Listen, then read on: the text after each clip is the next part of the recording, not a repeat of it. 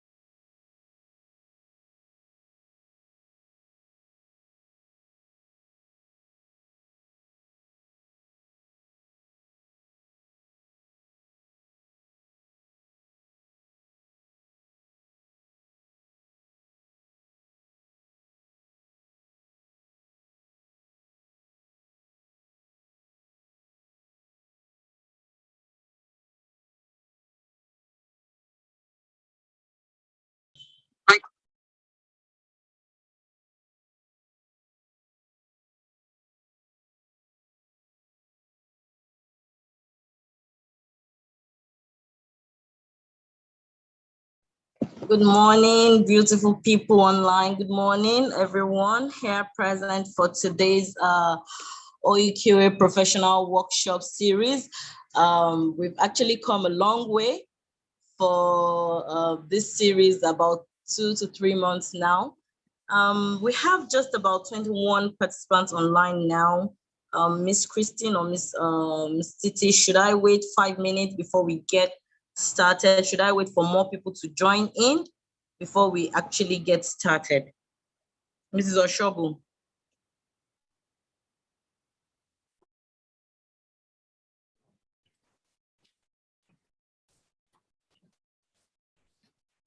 Good morning, everyone. Good morning, Miss Christine.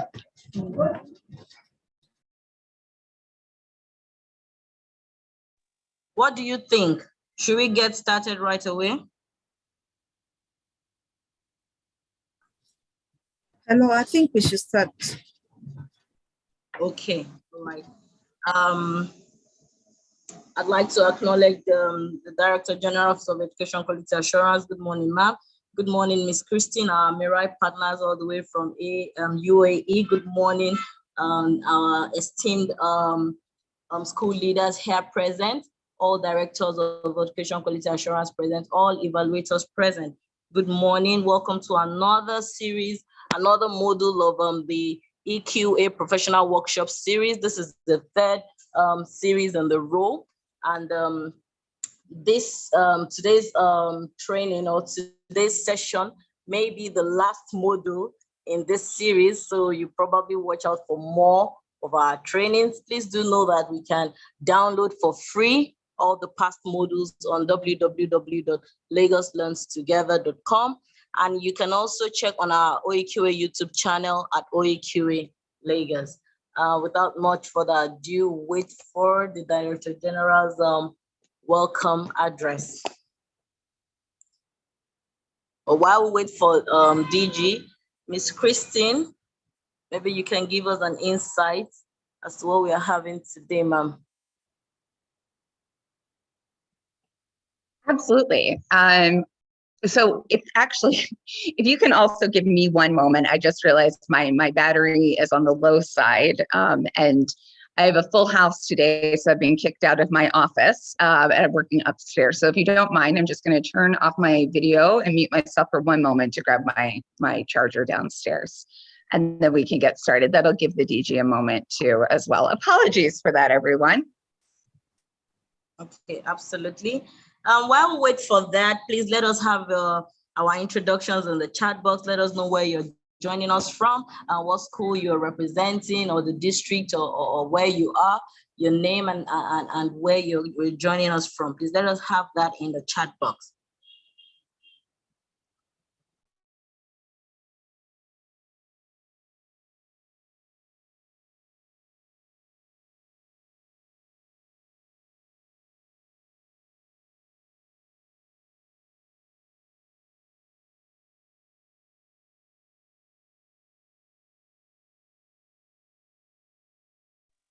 Okay, I can see some comments in the chat room. Some people are saying the audio, if you cannot hear us, please let us know in the chat box.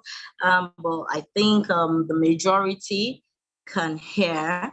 So probably you need to check your device, or you need to join the audio from your device.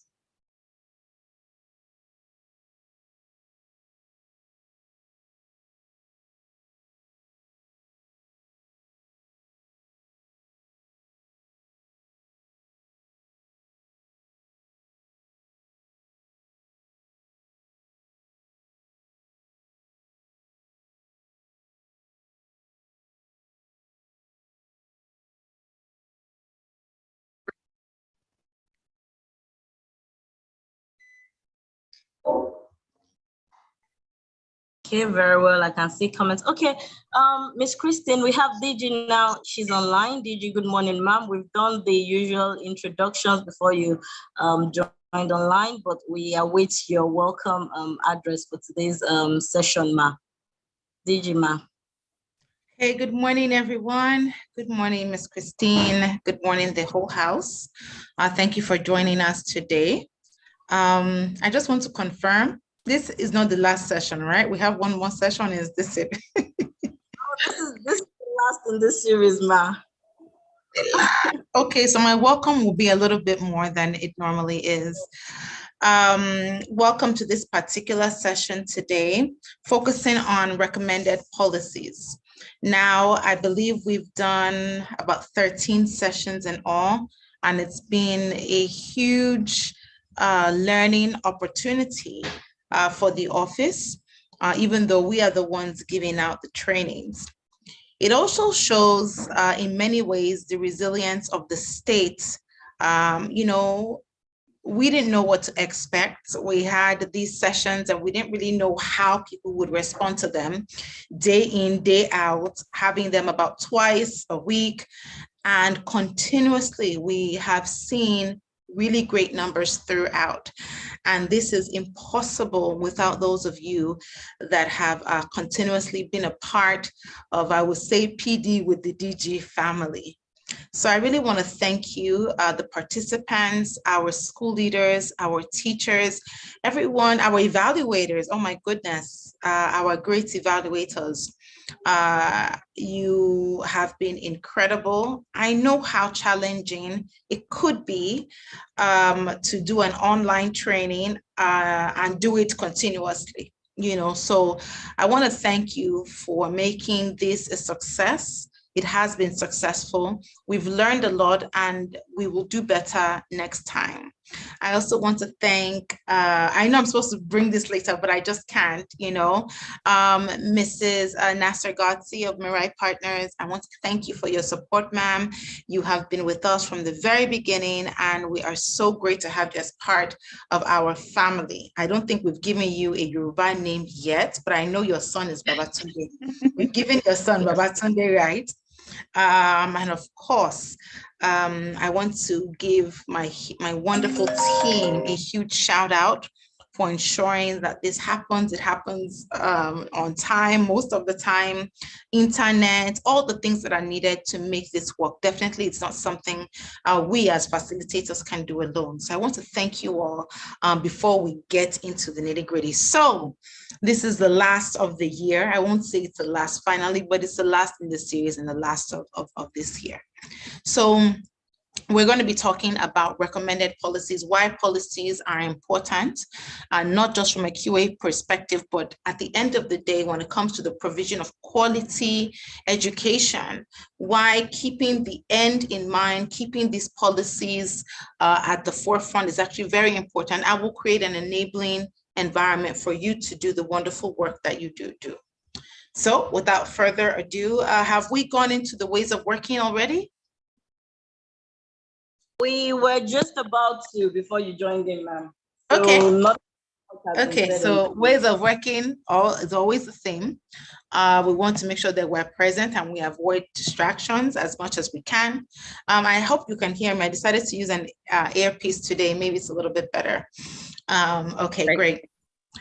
Then we should be participating. So that's raising our hands, comments, using the comments for constructive feedback and comments.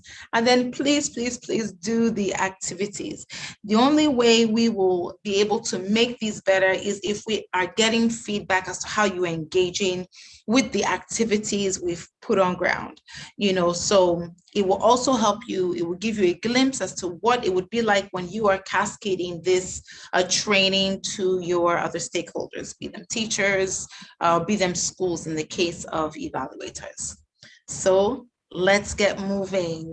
Mrs. Nasser Gotzi, how are you this morning? I'm great. I'm in a festive holiday mood. Okay. Sorry, I can't say the thing, but my Christmas tree, I have multiple Christmas trees, so. We should have coordinated with Santa hats. Okay, so policies, right? I feel like this is such an important topic, and at the same time, it's probably not one that people get super excited about, and yet we know the value of a good policy. So our objectives today, right? The first is to establish a rationale for policies. The second is to prioritize important policies. So essentially, for all the policies one could have, which policies are going to make the greatest difference for your students and for your stakeholders. Finally, it's to determine the policy, the composition of an effective policy committee. And then finally, evaluate how we might plan to create a good policy document. So policies, right? I was thinking about this as we were planning this workshop, and there were a few things that really came to mind. And I'm gonna share a story from me as a mother. So take a look at this hill, right? We see stairs that go down the hill or up the hill, I suppose, depending on your viewpoint. Your perspective, yeah. Yeah, and yet at the same time, one doesn't have to take the stairs. You have a path that goes along the side. You could even walk through the trees if you wanted to. And when I was thinking about policies, I was thinking about how we as individuals respond very differently to different challenges and to different events. And I remember a day when I was bringing my boys to their summer camp. We were in the woods, and two teenage boys, two very different children, and we needed to get to the bottom of the hill. And one child looked at the stairs and started to walk, as he would, just carefully down the stairs. It's a safe option. The path is very clear, and then my other child literally ran down the hill. His objective wasn't safety, it was to be first.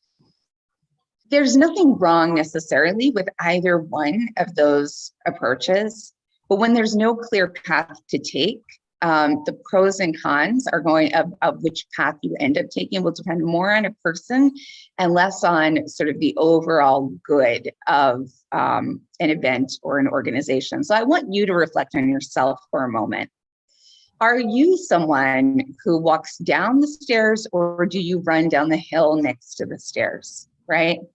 Or are you somebody who's going to stay at the top for a while trying to decide what is the best route down?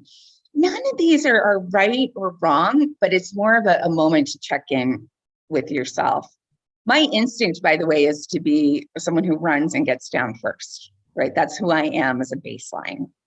And what I'm asking you is, who are you as a baseline? Are you walking down the stairs? Are you running down the hill? Or are you standing at the top thinking about the best way down?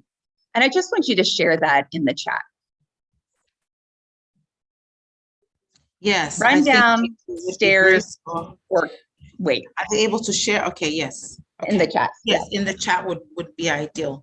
And it's interesting to have us sort of think about that and from that perspective, right? So it makes you think about who you are naturally, what your natural inclination is, and then you have policies baseline that everyone is supposed to essentially follow. But how can you check in with yourself to make sure that you're still within the line of policy, but that you're still remaining true to yourself? So it's very interesting to see what people say. Yes. Let me add mine also. I'm curious. I can't wait actually to see what you put. Oh, it's nothing fancy. Don't. No, I don't mean like Okay. for the standpoint of being loquacious, but Okay, I understand.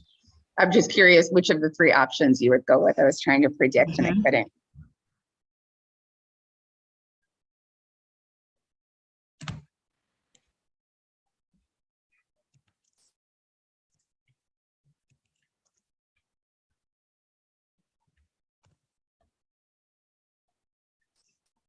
Okay.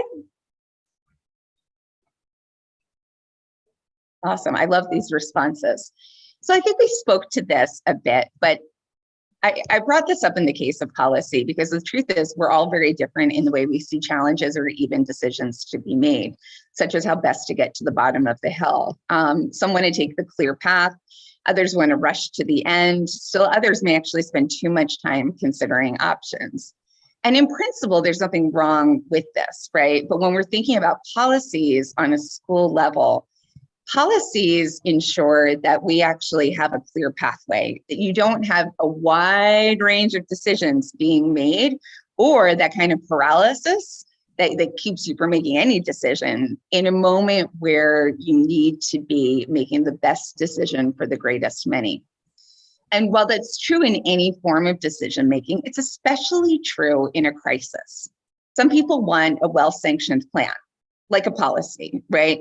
Other people will simply act, and still others will just be paralyzed by fear of the unknown. But when there's a policy, a person who might simply act will know, okay, fine, this is my instinct, it's just to act, let me check the policy. Those who want a well-sanctioned plan, they don't have to check, do you approve of this? No, it's in the policy. So I don't need to wait and get 20 different approvals. And then finally, those who would be paralyzed by fear of the unknown will know what to do. I'm going to give another second, somewhat personal example from a time my family was at a pool and a child was drowning. He had been pulled out of the pool, and the reactions of people around the pool were wildly different. But what happened was the lifeguard, right, was paralyzed by the fear of the unknown. What he should have done, of course, was to perform CPR, but clearly there was not a policy in place that said you must do this when you pull a child out of the pool. Now, in the end, I actually like that story because it actually makes me think about the importance of having drills, right? mm-hmm. If we want a policy to be actionable, we need to practice it in action. Yes. And I'm sure that's part of the training for lifeguards, but still some people may still be claimed by fear, but that just shows why having drills, why a policy cannot just be in a drawer, but that it has to be usable. We need to find ways to make our policies usable. And if I could just add to that there was a lack of clarity around policy in this case, because this happened in the UAE. And at the time in the UAE, there were no Good Samaritan laws. And so if the lifeguard were to have performed CPR and there was some damage to the child as a result of that CPR, the lifeguard would have been held accountable. Wow. Now, this has changed in the UAE. This was maybe 10 years ago. There was luckily a hotel guest who performed CPR and the child was okay, thank God, in the end. But, a lack of clear policy, there's one legal policy, there's another pool policy. What do you do in that moment? Not knowing what to do could have killed a child. So, policy, right? Doesn't sound very exciting, but it actually is the kind of thing that can save lives, or just ensure that schools are a happy, healthy place where people can thrive. Absolutely. So I also want to take a moment to kind of compare policies to checklists. We often think about policy as, we think about other careers as being what we call high reliability careers. So, for example, being a pilot, right? You don't want pilots to not know what to do in a given moment, or being a doctor. Pilots and doctors use checklists all of the time, multiple times per day. If you talk to anyone who is a pilot, they will often stress that checklists save lives. And, likewise, if you have a doctor or a nurse going into an operating theater, they have checklists around what needs to be done, what needs to be prepared. There's a degree of automation and practice to this, but a policy is essentially the baseline for that, right? And one could actually compare a policy to a checklist. And that also helps because a pilot, for example, is following a pre-flight checklist. They're adhering to expert agreed upon protocols and can be assured that stress and other factors won't impede their performance. DG, did you want to comment on this at all? Well, when it comes to, I think especially when I think about, especially when I think about my role that I've had in the classroom, right? Because we're working with mostly teachers and school leaders. And of course, if I'm just talking about policies at the administrator, government level, it may seem like I'm worlds away of really understanding, the rationale for policies. But I think I will just briefly talk about, my role as a teacher. And when I was a teacher, anytime we used to go through like a fire drill, we used to have a red binder. And that red binder was permanently it was actually very close to the door, strategically placed. And that is how every classroom was designed. So just think of it like a small cupboard that you just put this binder. And what's in that binder? It's red for a reason.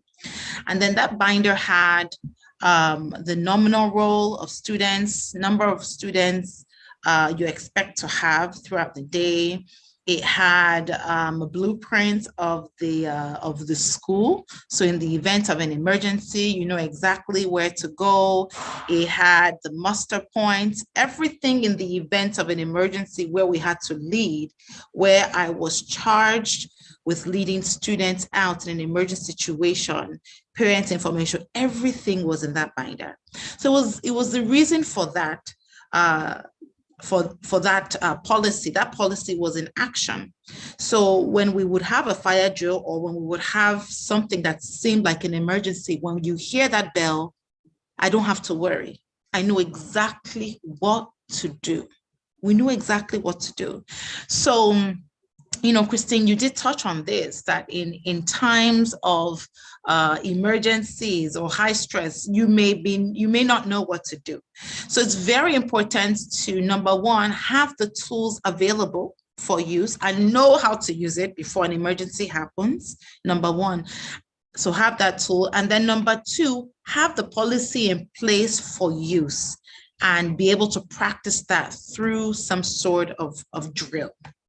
Okay, so in as much as it may feel, most of the students will say, oh, here we go again, we're having another drill.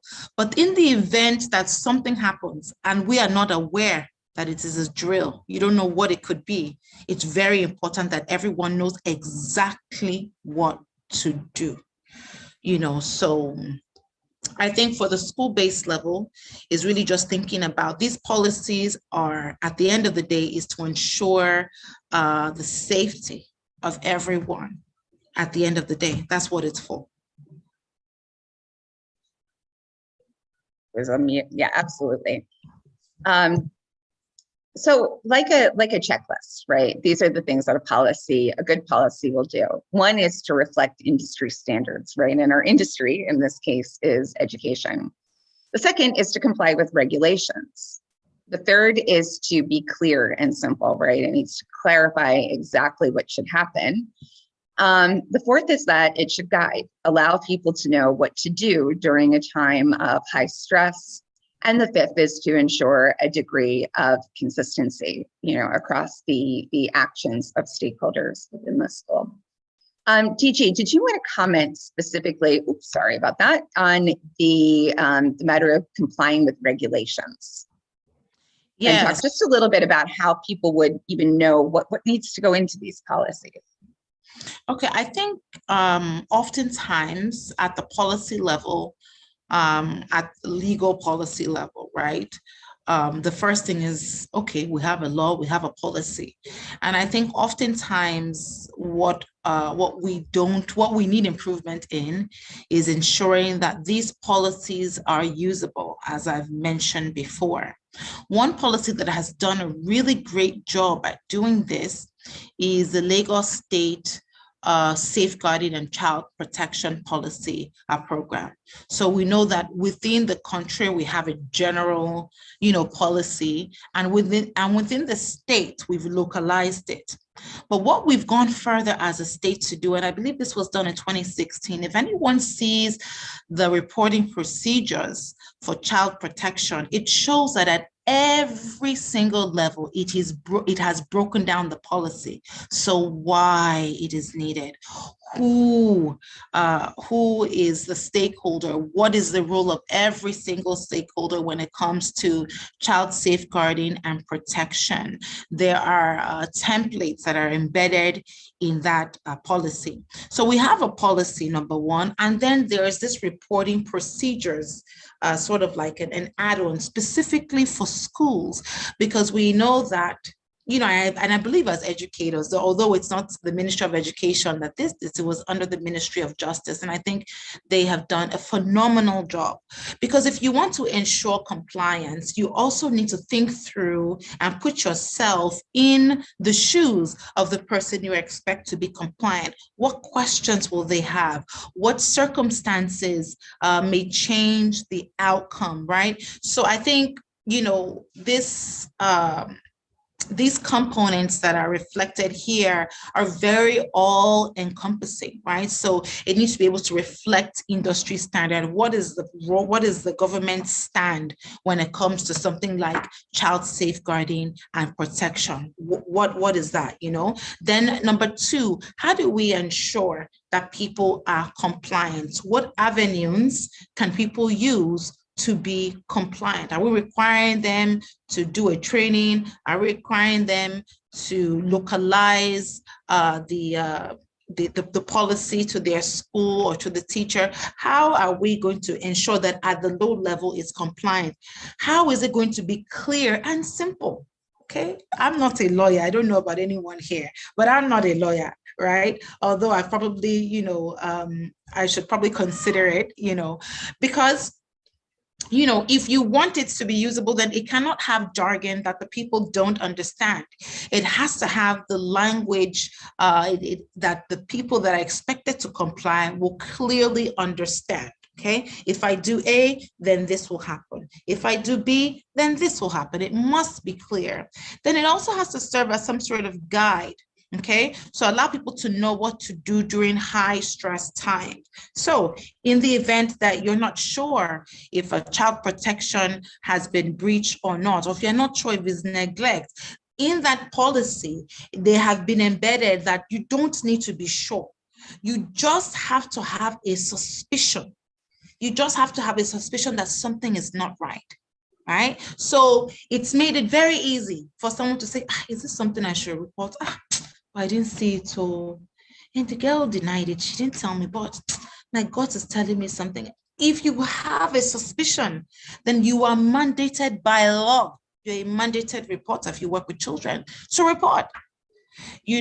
So that guidance is helpful because it helps people to gauge, yes, you've told me to report, but what does that mean in reality for me?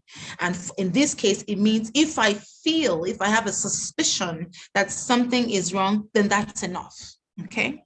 And then last, ensure. How do you ensure consistency? So one part of the law cannot say A, and then there's another part of the law that contravenes it. Okay. So there are many steps, and we as a government have really been trying to ensure that all these things are reflected as we review the various guidelines and the various policies that we have in place. But I think the child safeguarding and child protection one that Lagos State has is an excellent policy document that definitely can be modeled because it has reflected all of these components. That's great, thanks. And I think also, well, we'll talk about this a bit later, but what I think is great about the child protection and safeguarding is that you have training that goes along with it, because capacity building is the other side. But we're going to get to that part later. Absolutely, absolutely. Okay, so we're going to jump onto a Menti for just a sec. What I want you to think about is whether you're a school leader or you are a evaluator, I want you to think about what are 5 policies that you believe every school should have. So let me go grab the Menti. There it is. And okay. Most of you have been on these before, I think, so you know all about Mentis. Let me see here, share screen. Are you the one that is hosting? Did we make you host today? Oh, am I the host? I don't know. I am hosting. No. I was just wondering. Because I know there was an issue with that earlier on, so I wasn't sure. No. So I'm running the PowerPoint. If that's the question, yeah. Okay, you are okay. Okay, thank you. But I'm having all kinds of funny tech things today. Like I don't know, man. It's not my tech day. Okay, here we go. Okay, so you're going to list on the Menti 5 policies you think schools need most. And this could be, based on your experience as a school leader, school proprietor, or as an evaluator, whatever you are, a parent even. What policies do you think need to be in place? Let me just put the link into the chat.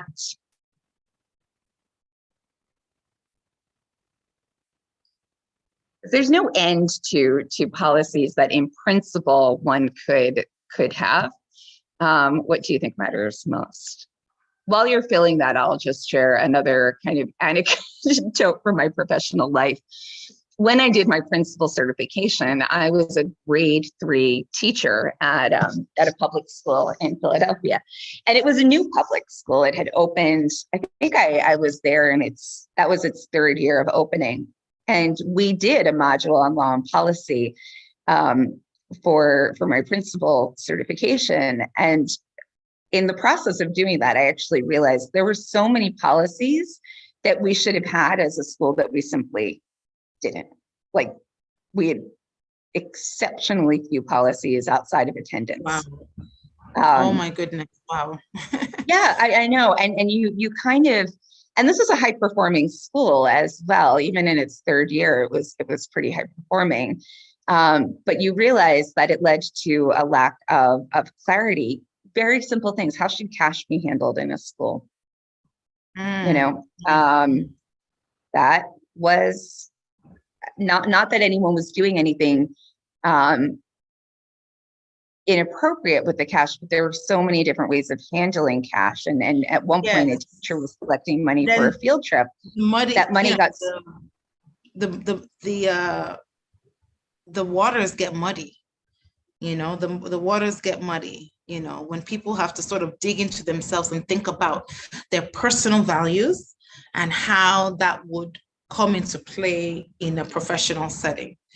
So not having those policies in place it's a really disaster waiting to happen.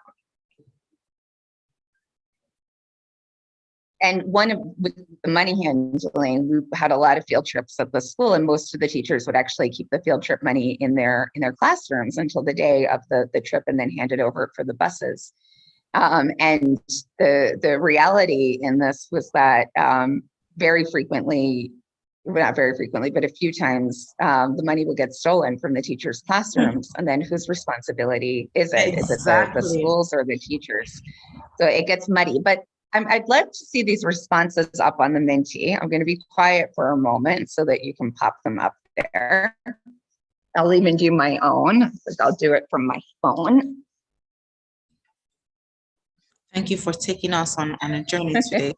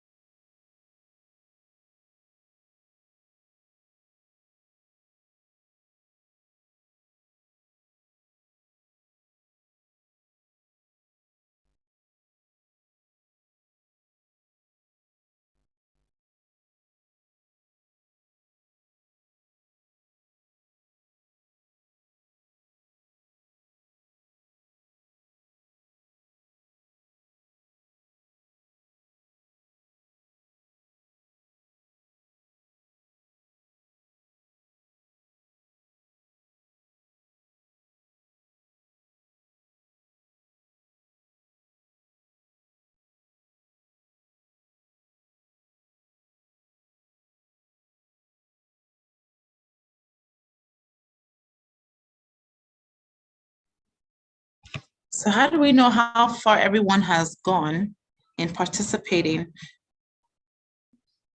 And I wonder if people can participate more than one time.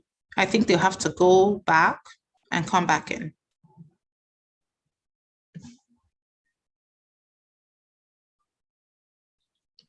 I got Zoom dropped. Okay, great.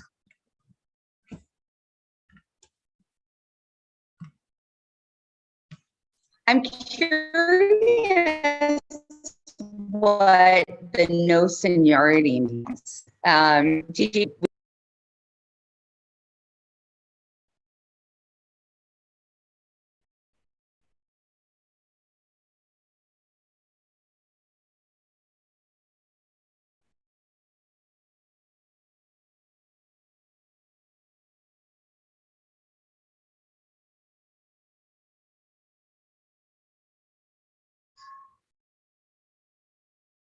No fizzy drink policy. I love that.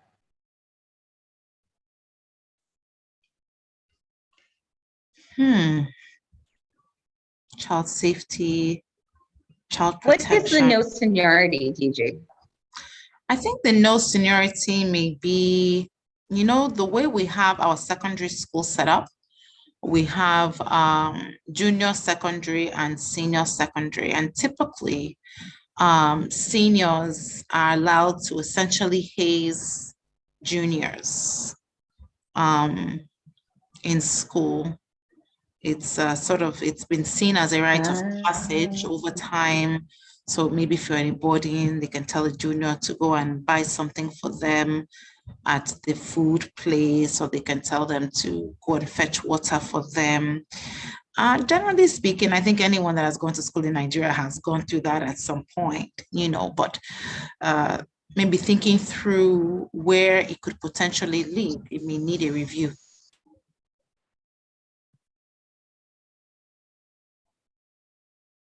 And also because, the culture of Nigeria is very big on respect for those that are older than you. So this plays itself out more of a cultural thing in schools. But again, where do we draw the line? I think the same could be said for something like corporal punishment.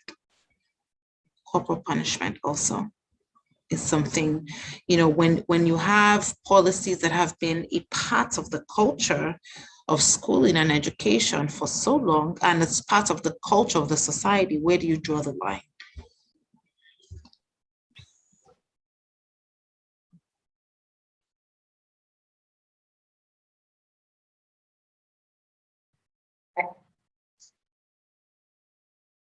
I'm not sure if it's my connection, but you're cutting out a little bit. It could be on my side though.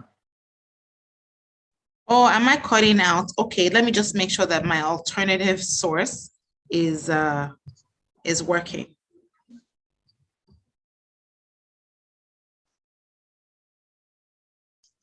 Oh, I can hear you clearly, ma'am. Okay, it could be on my side. Let me stop my share here.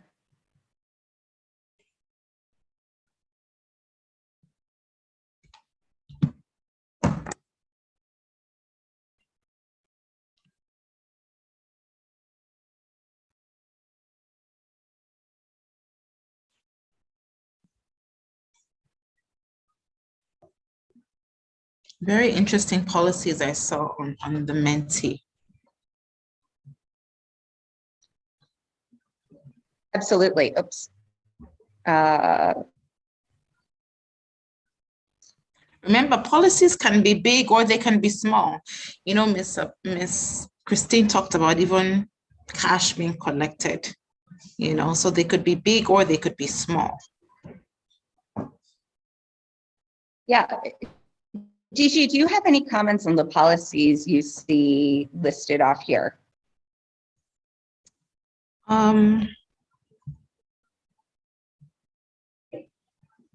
Okay, definitely policies on curriculum, especially when it comes to, someone mentioned children with special needs, staff well-being.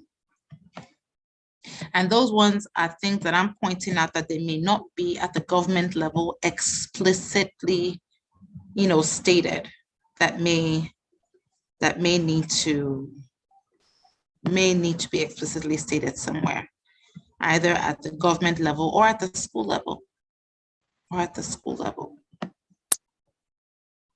So they're talking about admissions. That would be interesting to see what the admission policies would comprise of. If the people, most of the people have mentioned admission, is it different from what we are thinking or from what we have on ground? I would say also maybe in terms of firing staff, maybe in terms of letting staff go, or matters of discipline also.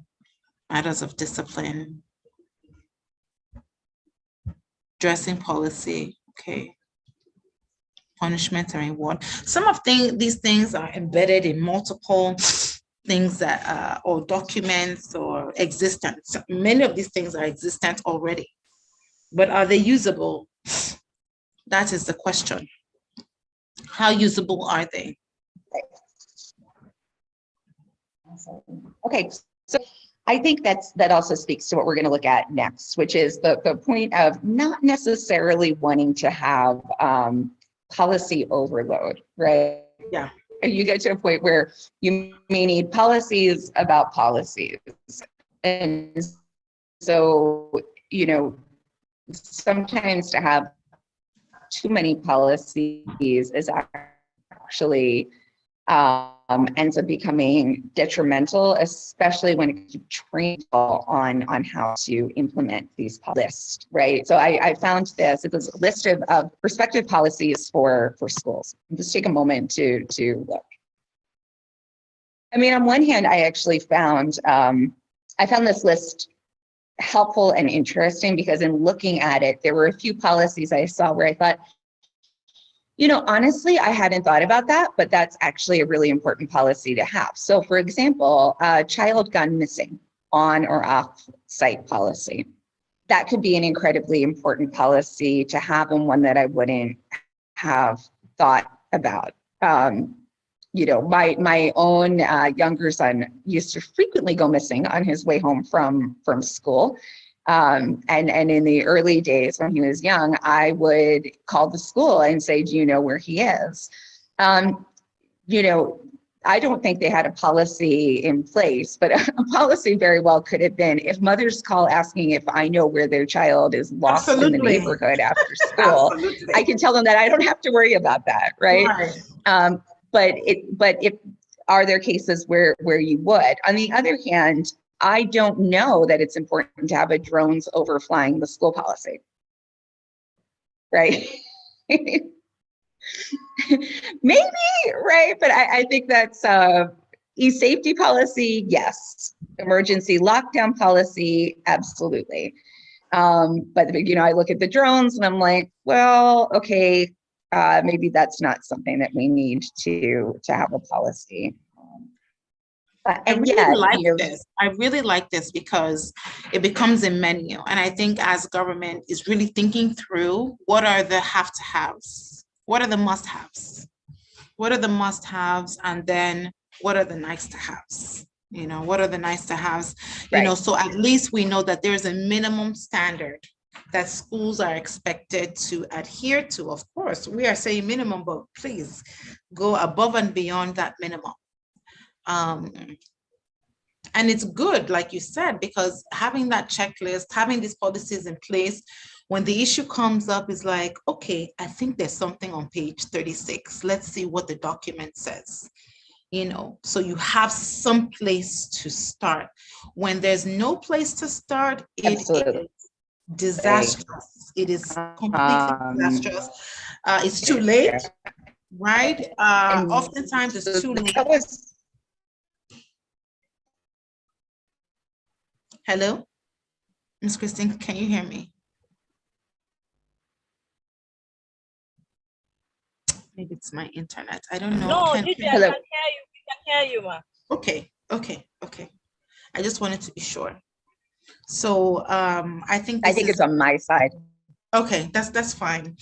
I think this is a great resource. It's a great resource for schools and for government to also look at. And I like the way it's organized, it's alphabetical. So we can see that. Put this link. It is on the deck. This is in the deck, but I think I just put it into the chat as well. You know, I think it goes on and on, right? School health and safety.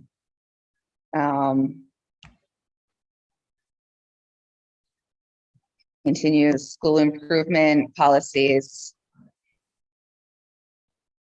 Special education needs and disabilities policies. I like the vision into action policy. That's looks interesting.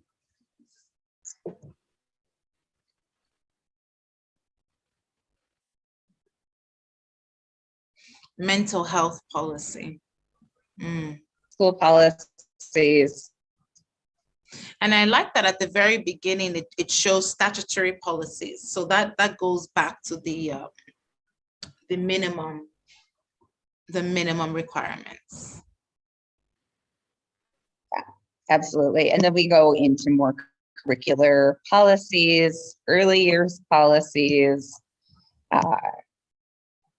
environmental school policies, school finance policies. I think those are so important and not something, you know, we often talk about. General school policies. Celebrating, you know, for example, I wouldn't have necessarily thought, okay, we need to put in a bereavement policy. Look, Ramadan policy. Yeah, so for me, that might be policy overload. Yes, I just think they're interesting, you know? So some of these things are sort of good to know, but they may not, you know, you have to prioritize. We have to prioritize. Yeah, exactly. You have to prioritize. Yes. No one is saying, and I think this is very important, that you should have this list of 200 policies, but as I said, I think it's quite interesting to, you know, to think about, okay, sun protection policy, that is such a UK thing. I know every British school in Dubai has a policy about not playing outside if you don't have a hat and sunscreen. Anyway, I'm not going to spend too much time here, but I would advise, though, you know, if you are a school leader, this would make for a great senior leadership team moment. You know, what are, if you were to even just print this off and pass it around, you know, what are the policies that you look at and go, oh, wow, that is something we really need and we don't have, right? And then what are policies that are listed here that are like, okay, you know, yeah, I can see where that would be advantageous, but let's focus on what's most important right now.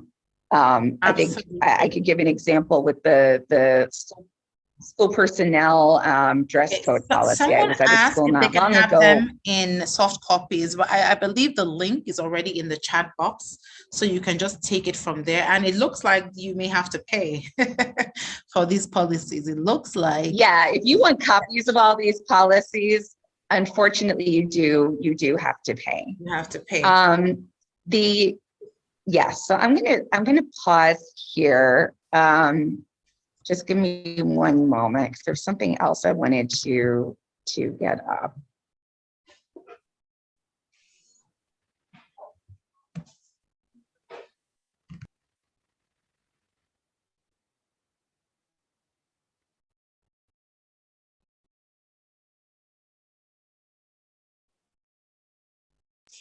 It's interesting that the policies, though, that were on the Menti are mostly policies that are in some way or another are actually already existent. So I'm wondering if it's the usability of those policies that serves as an issue, or from the experiences of our participants that they see that there's issue with how those policies are implemented. It would be interesting to know.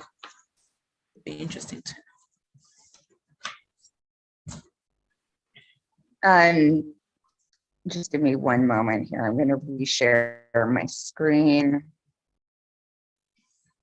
Okay. this is one school that I think actually does a brilliant job enacting their policies. It's a school here in Dubai called Arcadia. And if you are looking for, I would say, more fleshed out copies, because I mean, I'm a big believer in benchmarks, and we'll talk about this in just a moment, but actually taking the time to review other people's policies can be something that's really helpful. You do not need to spend, and I did check the price, by the way, £245 to access the policies on that website. Yes. I would say you can do a review of some benchmarks, and I think this school does a really brilliant job of breaking down, policies. What I love at this school was that when I visited it the last time prior to the COVID-19 school closures, when I went to the school, in addition to giving my ID and signing in. We got a sample letter that they had written to their parents for COVID. I believe we did. Do you remember? That might have been a different school. I think that was Milton. Okay. Yeah. Okay. But Arcadia, this is a school where then just to enter the school, they gave me just a little card that had highlights of their child protection policy. Wow. And then the names, pictures, and mobile numbers of the child protection and safeguarding leads at the school. And that is so for that you I as a stranger coming into the school. Wow. So imagine what is going on for the students. The students definitely know. Yes.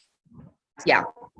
Great example of strategy and policy enacted. Conversely, there was another school at the same time that I kept entering. And even though I was a regular contractor or consultant there, I would just get waved in, and I would stand at the security gate and say, no, you have to ask for my ID. That is, you cannot just wave me in. I think COVID-19 has made schools much more particular about who they let in and what the requirements are. So let me stop on sharing this. I'm going to just share the link to the policies at this school. Again, just as a benchmark, I think it can be really helpful to review. Yeah, so Eunice Bena eBay asked how much is it? Yeah, £245. Ouch. So I would say instead of doing that, I would start with let me send this to everyone. I'm sure there are many other online that we can look to, but it's great to see schools, having their own and just looking through what would work in your context and what may not, work as of now, what is necessary at this point. But this is great. The health system, complaints and feedback, child protection. It would really be interesting even for us as a team to look at. So it's a great resource also. Absolutely. Thank you. Absolutely. And I'm sure the proprietor of the school would be happy to talk with you as well about the process that they've gone through. Okay, awesome. So let me reshare. So I benchmarks are important, right? And I'm going to go back to our main deck, because that's where we're going with this, is sort of how do you get from here to there, right? How do you decide what you need a policy on, and how do you actually go about creating that?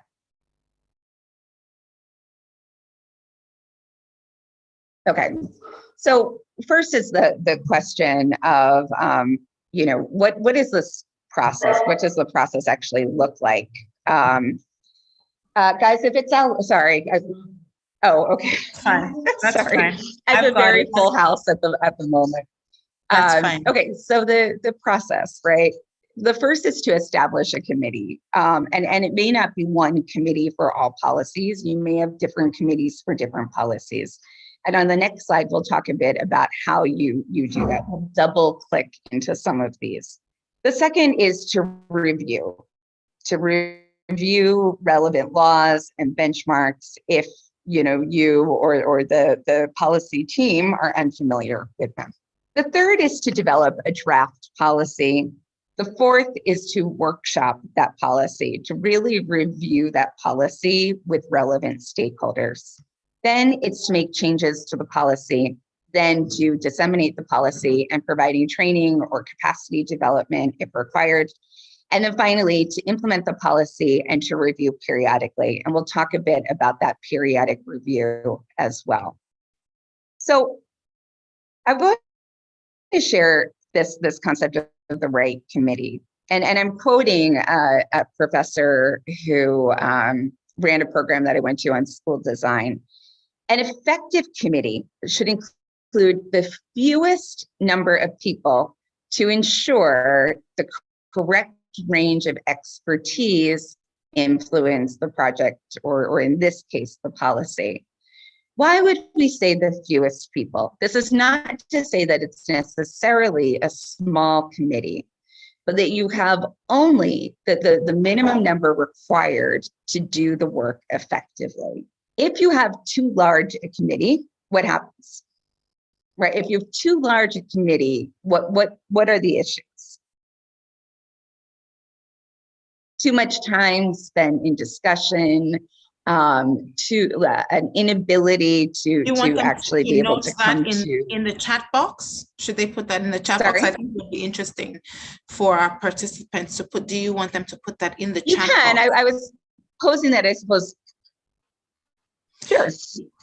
Yeah, I definitely think we that would be great. Know how to do committees, especially this part of the world. But you're right. I definitely think that we should be intentional and strategic about who needs to be at that table. Who needs to be at that table based on their background, their expertise, their skills, right? It kind of feels like choosing a jury.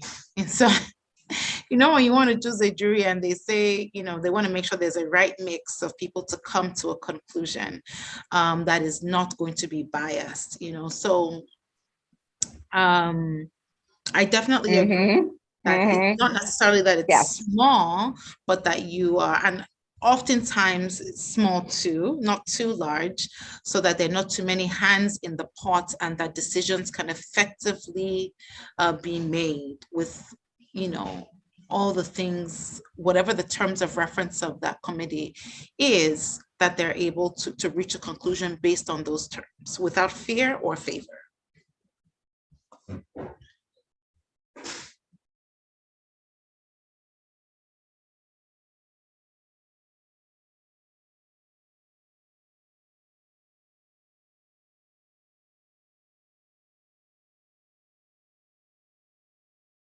Did we lose Christine, or is it just me? I feel like she may be hanging. Okay, she's still online, Ma, but I don't think she's saying anything. Okay, yet. It would really be great to get some feedback on the question that she posed. It would be great to get some feedback regarding the question that Ms. Christine had posed about committees and the numbers that we have within a committee. Okay, Ms. Christine, you're back. I'm so sorry. I just connected to my phone because I'm having one of these internet days. That happened to me. It's a heavy workshop day too. I'm on quite a few of these. So let's think about e-safety, right? If you were putting together a committee for e-safety, let's say you're a mid-sized school, maybe you want a board member with relevant expertise, right? Maybe somebody who works in technology. Maybe you want your ICT head of department. They'll bring in more of a curricular expertise. You may want your head of counseling or your pastoral care head of department. And finally, you would probably want to have a member of the school leadership team. I would say you always want to make sure that there's expertise in terms of the high level, right? What are the bigger picture policies? What's the research? You want to make sure that there's curricular expertise. You want to make sure that there's, implementation or student expertise. And then finally, you always want to have a member of the leadership team at the school, because the leadership team will have that bird's eye view on all of the policies.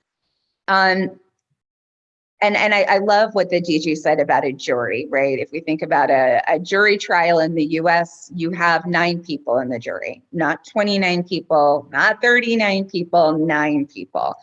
And you want them to be a diverse group of people in terms of their backgrounds and beliefs, et cetera.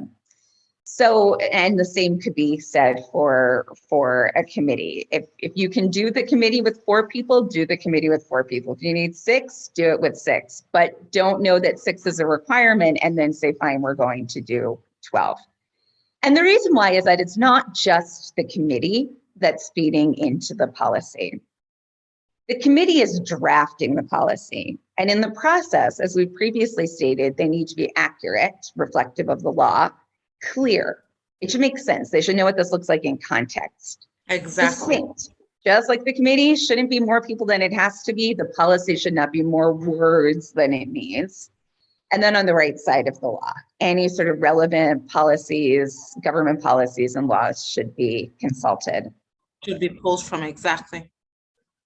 Then the next step is workshopping this, right? So it's far better for a small committee to create a draft strategy and then to take the time to workshop it, potentially through a focus group with stakeholders such as student government, who will bring in their own expertise, parents who will bring in their own expertise.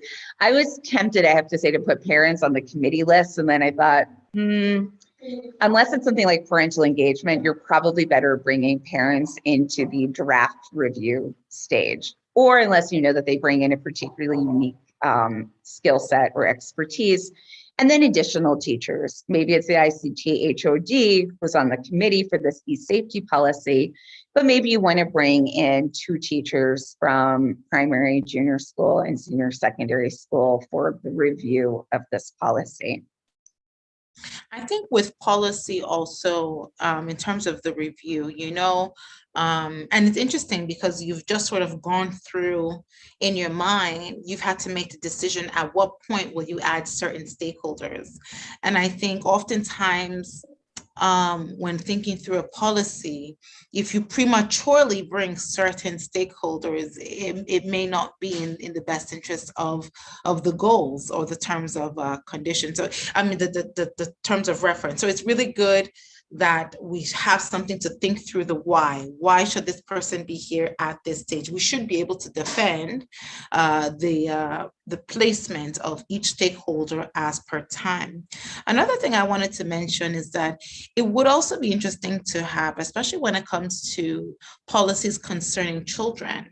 Oftentimes, children are not a part of that process. And I think we definitely need to more intentionally embed them where appropriate, as long as it works towards the terms of reference and the goals of that policy, right? If it's affecting children, there should be a unique perspective that children themselves can offer when it comes to either creating the policy or constituting the committee.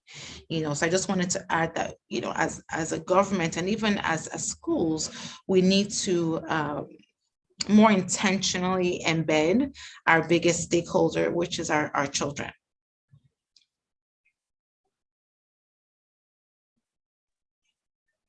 Yes, for sure. And I think when you engage students too, if they're able to articulate the policy, like one of the questions that we ask for anyone who was on the workshop earlier this week when we looked at the monitoring and evaluation, for example, if you were looking for evidence, do the children know what the child protection and safeguarding policies are? You would want to interview them. The best way for the children to know is to engage them in the process. And then before implementation, right, the committee should also determine the level of training required for stakeholders, train the stakeholders, and disseminate the policy completely and document that, right? If you have a policy and then you have people who are infringing on the policy and they say, well, you never told me. I don't know. How was I supposed to know this? You want to know that you have determined, again, what are the skills gaps or the knowledge gaps that people might experience? What have you done to train them how have you documented that training, and how have you ensured that everyone is aware? If I think about the child protection policy and implementation at the school I mentioned previously, they have a record that they gave me this card that has child protection requirements on it. If I then snap a picture of a child in the school and post it to my social media, I can't turn to them and say, well, I didn't know, nobody told me that. No, it was on the card, right? Or God forbid, I saw a child being harmed and I ignored it. I can't say, well, I didn't know what I was supposed to do. No, there were pictures and phone numbers. I knew who I was meant to get. I know who I could actually call. So really documenting these things is critical. And I think we did mention this earlier, but when you think about child protection and safeguarding, training is so important for that. I had an incident with my team not long ago, maybe a month and a half ago, where we were out in a school and the school informed us that we could use the children's washrooms that were close to the room where we were working. Well, that's absolutely unacceptable. Adults, for any set of child protection safeguarding guidelines, should never use the same washroom as the children.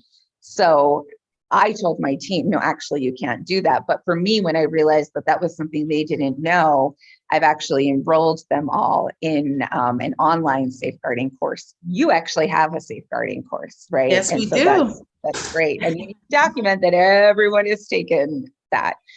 But there may be other things too. Maybe it's e-safety. Okay, you can find amazing free e-safety training through organizations like Common Sense Media. So find out what the gaps are, find the training. It doesn't have to be you delivering it. There's so much great free online content now. And then this is also super important. The policy needs to be reviewed and updated after major events. So even looking at that list of policies from the UK, I thought about the policy, for example, of children who are out of school for a prolonged period of time due to a health issue. Well, what policies do we have in place around continuity of learning for children who may be out of school for COVID? How has that changed as a result of the school closures now that schools are more digital? Might you update your policy not to say collect work and give work to the student upon their return, but to say, provide a 10-minute Zoom check-in between the student and teacher weekly, and ensure that the student has access to the school's LMS, Teams, Google Classroom, whatever you're using, and that the student is able to access their work in real time. Provide a Zoom buddy who can check in with the student every couple of days to help them. So that might be one. The second is, and this is also critical, is after a policy is used, you may not know what is wrong with your policy until you have to implement it. After a critical incident, when you do your debrief, that's when you will find the holes and fix them. And then finally is after an update to the relevant laws. So when the Child Protection and Safeguarding Mandate came out last year in Lagos State, that would be a time for you to review your child protection and safeguarding policy. DJ, I'm sure you have a lot to add to this slide, so I will stop talking right now. So much. Well, not so much, but I actually wanted to say that it doesn't always have to be, when you're talking about a review, it doesn't have to be a complete overhaul. Maybe 90% of those things in that initial policy still remain the same.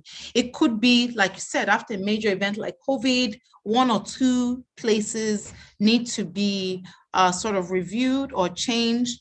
And as a result of that, maybe an additional sort of supplement could be added. It doesn't mean that you have to go and print everything all over again. It could be that you're just adding to it. And Christine, correct me if I'm wrong, but I've seen that happen, especially when it comes to the guidelines of COVID in schools. Once they notice that there's an update to how it was initially handled in schools, it doesn't mean that the existent one is no longer useful. It means that, okay, as at this date, we've updated. That's one. Another thing I wanted to state, that oftentimes, especially within government, we do have timelines as to when some policies are supposed to be reviewed, and sometimes they get dropped.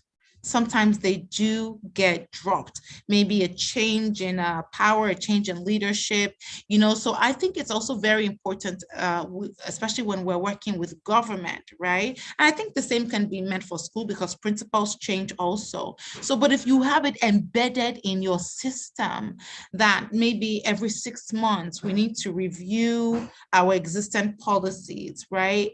Just to sort, someone is responsible for seeing where all of these 3 things may have occurred. So COVID, for instance, that's someone's responsibility to comb through the policy and notice gaps, right? And to recommend whether it is actually a time for review and update or not, okay?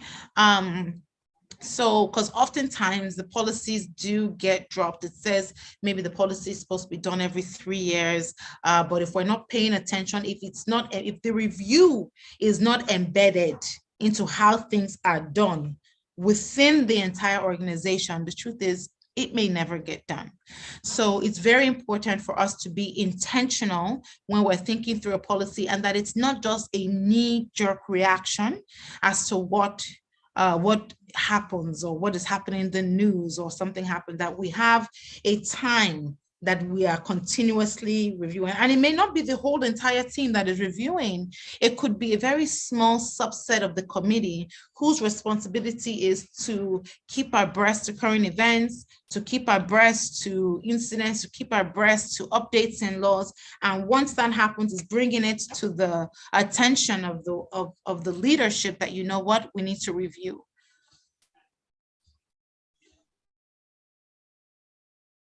Okay, great. So actually, we have reached the end of this workshop. I will turn it over to the DG for Q&A. Okay, before we go into Q&A, I also want to just inform everyone that we do have some policies that are stated within on our OEQA website. So we have emergency response document that is there for policies on how you have to handle. I'm sorry, please hold on.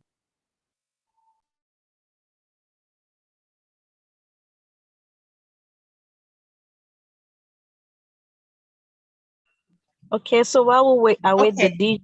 Sorry. So how you handle emergency. So for instance, for us as an office, NSARS was a huge eye-opener. Never had we experienced total quick shutdown of schools due to something that we had no idea was coming, right? So we have the emergency response document that gives guidance to schools on different levels of resources on what that means for the safety and what that means for the education of your students. We also have guidelines for the management of COVID in schools, right? So how COVID, for the prevention and management, how COVID can be prevented, some of the measures that you are supposed to have in place, and what happens when COVID is there at your school. What do you do? Who do you contact? So we have that, and we have updated it. We initially had it last year, 2020, and we updated it this year, and it is with information from Ministry of Health, Lagos State Safety Commission, and Ministry of Education. So we came together and we had to look through and comb through what areas need to be, updated as at this time, and that's available for free on our website. Another policy that we have is a child safeguarding and protection that I talked about earlier on. Keep in mind that as part of the reopening of schools last year, it was embedded and mandated that every person that works with children, as it has been at the policy level, is supposed to get a level of training when it comes to child protection.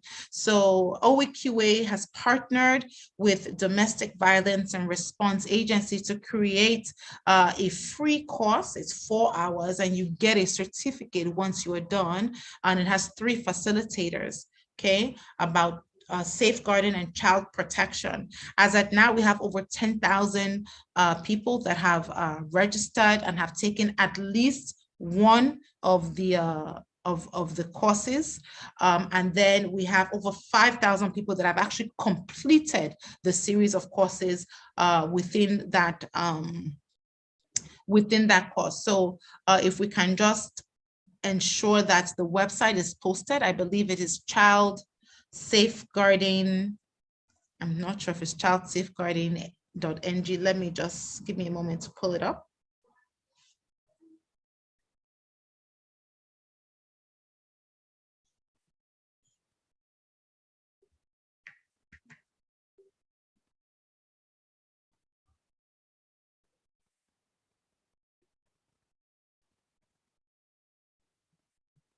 Okay, so it is safeguarding children, safeguardingchildren.org.ng.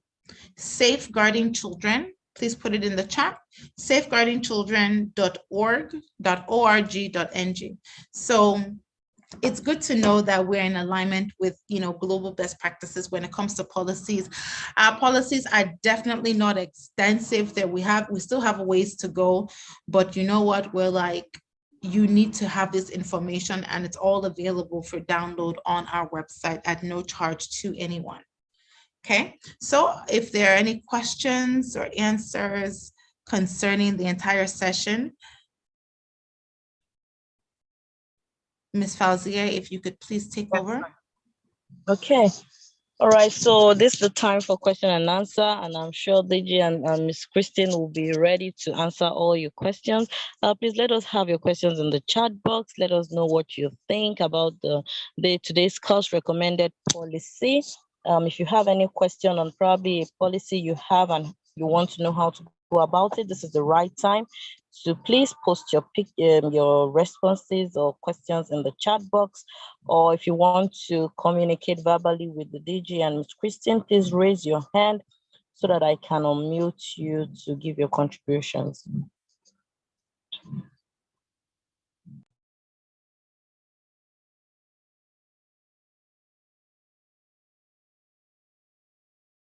I'm yet to see any comments. Please do know that we've posted the website that the DG was talking about, where you can take the course. It's on www.safeguardingchildren.org.ng. It's in the chat box. You can click on it, register to take a safeguarding course on that website. You can also check it on oeqalagos.com. DG ma'am, I'm yet to see any question in the chat box for now. Seems everybody is good. Okay. Keep in mind that you could always send in a submission, send in a letter to our office. We are located at the Ministry of Education building, Block 5 in Alausa, on the first floor, office of the DG. So if you want to make an official, anything you want to, any correspondence, you can do so by doing that.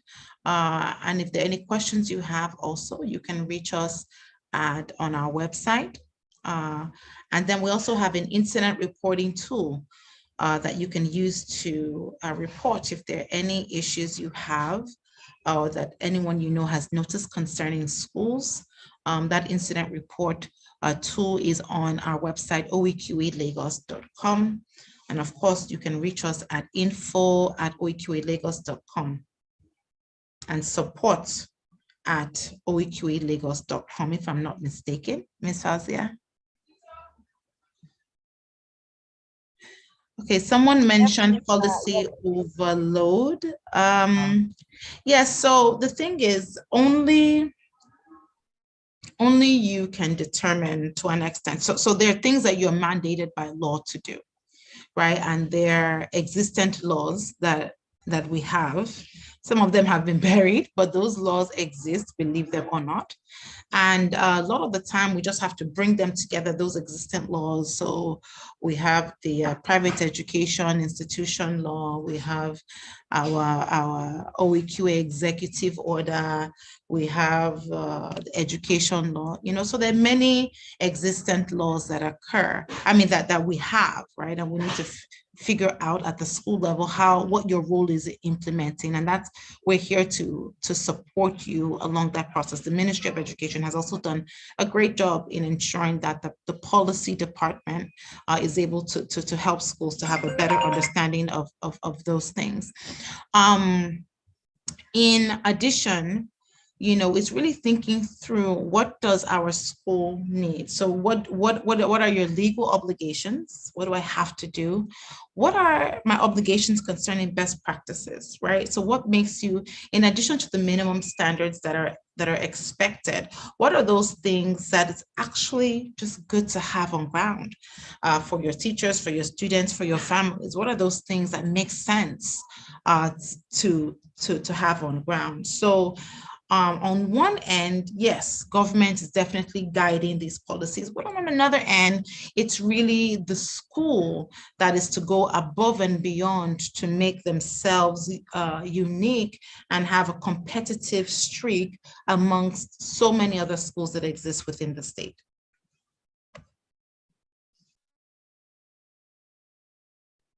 If I could just add one thing to that too, and this is a little bit outside of the policy, but it connects to the effective implementation. There's an exercise that we often recommend to people called slow looking. I know DG and team have heard quite a bit about slow looking. But slow looking is where you, as say a proprietor or a head of school, would actually go and sit in a common area of your building, or perhaps stand outside of your school at say dismissal time, and just purely observe, right? With no judgment, just observation, maybe write down what it is that you're seeing, and then look over it. I would say in the case of policy, if you do that, when you look over your notes, compare it to the paper policies you have. So think back to the list of policies that we saw at that one school, Arcadia. It was what, maybe 14, 15 policies, certainly not the 200 that we saw on the website. And they all appear to be around 5-6 pages each, so not too wordy. But let's say you have a policy on, well, in your child protection and safeguarding policy, there might be something about safe dismissal. And yet, if you see children running out to the street without checking for traffic, looking both ways, etc., that might be an indicator to you that that's a policy that's not being fully implemented. So where is the gap? Is the gap with teachers? Do they need to actually spend some time on road safety with the children? Is it with the security officers that they need to remind children to cross the street safely? Is it with parents saying, okay, meet me on the other side of the street because I don't want to get stuck with all the other parents on this side?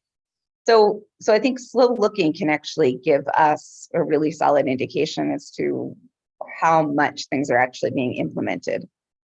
Interviewing students and parents and teachers can also do the same. Over. Absolutely. Thank you, Ms. Christine, for that.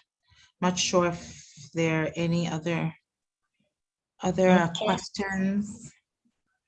DJ, I think you've responded to the question in the chat box for now, Ma. Okay, so I want to thank you all. Ms. Christine, I see you are very ready in your Christmas regalia. I want to thank you all for participating and being a part of the DG with the PD with the DG family, thank you. And I really hope that throughout the sessions that we've held since the very beginning, that you have more questions than answers, right? We would have done our jobs if you've been able to dig deeper and reflect more, and you have more questions than you have answers. We know that we haven't answered every single question, and we haven't dug all the way to the depths, right? What we've done is we've just scratched the surface of things that we know are very important toward the provision of quality education. So I want to thank you all. I want to thank our team, OEQA team, our school leaders, teachers, the Mirai team. Thank you so much for joining us on this journey, and we will see you next year when we hopefully continue bigger and better than we have done thus far. Any final words from Ms. Christine? No, it's just been a pleasure and an honor to be part of this group over the past several months. I've really enjoyed our sessions. I've loved your participation, and as always, you know, I learned so much from working with everyone. Thank you, DG, for the opportunity. Thank you to the OEQA team for your tireless support, and you know, we will see you on the next one, whenever that might be. Okay. Thank you, everyone. Bye for now. God bless you Bye. all. Bye. God Bye. bless. Merry Thank you. Christmas. Merry Christmas. Happy New Year. God bless you. Yes. Bye.